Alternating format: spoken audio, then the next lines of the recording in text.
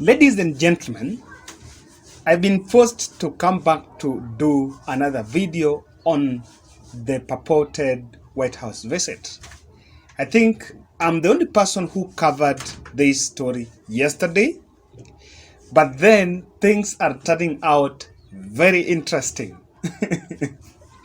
I still don't understand how William Ruto's communication team can fabricate such a big lie just to authenticate William Ruto's visit in US. And I was a bit, because I have been following since morning, and I can now tell you categorically that William Ruto did not visit the White House. And I think my other story, my other analysis that I did, I don't think it's still standing. And I just want us to look at this video, then we read the post, because after that I'm going to tell you indications on my own fact check that I did. And we shall try to look into it deeper and ask questions. And of course, even you shall make your own conclusions. I wanted to look at this video. From William Ruto's presidential unit posted in Twitter and said that Kenya's Deputy President William Ruto and former Vice President Musalia Mudavadi led a delegation that was hosted at White House in Washington, D.C. today in a closed-door meeting where issues of strategic partnership between USA and Kenya were discussed. Then this was sustaining Kenya's trajectory as constitutional democracy. Also in the delegation was Nakuru Senator Susan Kihika, Kandara MP Alice Wahome, and YSR campaign head of international relations Ababu Namwamba. Ababu Namwamba and Hussein Mohammed are a bunch of conmen around William Ruto. And I think they actually let William Ruto down on this.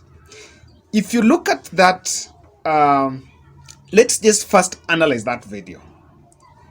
One, the first seconds of the video is showing us like this is a established shot for people who do photography understand. Ile video umepiga ikiwa mbali, then there is the mid-range, then there is the close-up. So these three shots, if they were taken, of course that is the front view of the White House. Then if they were taken there, then the person who was taking this video, where was he? Because now, first, if this video was genuinely taken there, then it will have shown the first part, they are disembarking. Then from disembarking is when we are giving these shots. But these shots were taken deliberately first, then they disembarked. So it's like someone was already there taking the shots of the first few seconds of the clip. Then is when William Ruto and the team arrived. Even from that aspect, tells you first that those are different shots that were taken in different places. You will actually see it's actually taken from different places. Secondly, try to look at where they're leaving the car, where they're disembarking from the car. There is only William Ruto, Ababu Namwamba, Musalia Mudavadi, and there is also another gentleman there. I think he's some white guy. Then we are shown the same people now getting into that building, which was supposedly the White House. In that, we are not seeing Susan Kihika, Alice Wahome, and the other team. So, at what point did they disembark? Were they behind, or were they the people who were taking photos? But then, if they were together, then by the time Deputy President and Ababu Namwamba were getting in, they would be in that. So that tells you that first, where these people visited, William Ruto went first, or maybe the Kandara MP went first and the other team went first, then William Ruto followed, or they just came later. If it was White House, the delegation would have just got in at the together. And of course, we are going to do, I want you to look at that. Then look at it keenly. The distance between, so the video was purely edited. The front view of the White House was actually edited by William Ruto arriving somewhere, disembarking from the car. So that is one. Two, there was no protocol officer. actually William Ruto arrived in some private. He went through the public gate, and it looks like it's a Uber or it's some private company that offered that logistics. Then no protocol officer, even in US, the person who received them there, it doesn't see anyone. And where the gateway is getting to, people are just going on with their businesses. Then also look at, I want you to look at these two photos that have emerged. There's a photo where he's been tapped like this here, this lady and him, purposely now the White House. Then they are walking. This is the lady. And now when they're inside, the only people that are captured, the only person that has been captured is William Ruto. So where is the rest of the team? If genuinely it was taken. And there is a narrative that there is no photography. Then why did these people take this photo? Then look at the point they're disembarking. This woman is the same person who was showing them out. So I even tend to understand that this was already a tour guide. Alikuwa anawaonyesha tu ndani. That, look at those indications. Then came the bombshell that the building that he visited was known as Eisenhower building. Eisenhower building. Now I tried to Google and look at that building. We are going to look at who really is in that building, who occupies that building. That building, we are told, is adjacent to the White House, but it is not the White House. So that is where they went. Now, before we go there, I also observed that the photos of the Indo meeting was not shared. Nowhere. Even if you look at the White House, they're not sharing, they're not talking about anything that, even there is no US media outlet. I checked at the New York Times. They have not reported anything like Deputy President going to US. Deputy President is a powerful position. If he was visiting in his capacity there as a Deputy President, it was a serious official meeting that must have been captured by any other outlet. I did not see that was not captured.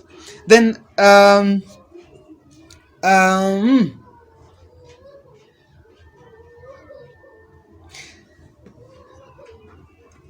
then also there are two aspects. When they were getting in, Ababu Namwamba the tea, but when they're getting out, we're seeing these other people disembarking, and we don't know now at what point did they get. Then also, the meeting was not scheduled. And this one I captured from the Star. This is the screenshot here. And if Deputy President was to be there, it could have been scheduled. And so, the meeting was not there. William Ruto was not at White House. So, where was he? He was at a building known as Eisenhower Building. And I want to show you now. I Googled to find out where is that building and what is in that building. Then in this video, we're also going to look at why they faked this whole White House story. So guys, before we do that, if you're watching this video and you have not yet subscribed, I want to humbly request, subscribe and click the notification bell so that when we publish a video, you will always be notified. What is this building known as Eisenhower? I tried to Google and I just went directly to where it is located. In my Google, I just wanted to find out where exactly is located, and this is what I found. It is within the Lafayette Square National Historic Landmark District and is also individually listed as National Historic Landmark. The old executive building, currently known as the Dwight Eisenhower Executive Building, is located next to White House on 7th Street, Pennsylvania Avenue. So, guys, William Ruto was not at White House. That is where the building is. If you look at the occupants, if you also Google the occupants, you'll realize that it's like a historic place where people tour, because online there are very many headlines. There are many articles that are being done on tour the Eisenhower Executive Office Building, Obama, virtual tour of Eisenhower Executive Building, Dwight. So it's a historic place where everyone else goes to tour. So in my understanding, William Ruto was just on a tour there. There's nothing serious that he was doing. So guys, where do you think they had to go an extent of making sure that they want to authenticate an existing meeting? One, Ruto wants the official to the visit to USA to look official. Remember, it has been treated as non-official meeting, and he's been doing going to do lectures in universities. Meeting today was meeting some business community there, but then it lacks the national stature. It actually lacks the international stature, because the people he's been meeting, he has not met someone very serious. So going to White House was going to show that, you know what, he is also in USA in his capacity as the deputy president of the country. And of course, that is something that was going to excite his supporters back in Kenya.